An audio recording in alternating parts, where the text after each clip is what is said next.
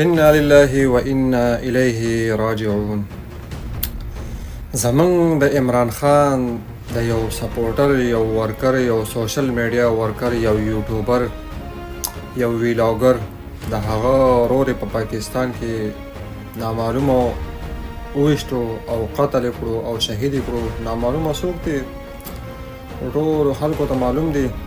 د به په دغه خلکو پسې ویلاګونه کول، ویډیوګانې به یې جوړولې زموږ په شانتې. دلته خلک راپاسي وایي تاسو د لایک او د فولو دپاره کار کوئ. د لایک او فولو د دغه خلکو پسې خبرې کول دا ډېر ګران کار دی چې یو دوه درې میسج یې درته راغلي او کور ته درته فون راغی او د بچو اواز یې درته پکې واورو، یا یې درله د کور ټوله ډیټا راووښکه او هغه یې درته راولېږله. بیا سړي ته پته لګي چې د لایک او فولو دا څه شی دی. خو بس زمونږ په ملک کې قانون نشته. سهار به زمونږ به چېرته ورور یا چېرته بچي یا چېرته عزت ته پره د لاس واچوي. زمونږ هم بس دی، په دې ملک کې قانون شته نه او دا نامعلومه چې دی دا معلومیږي نه.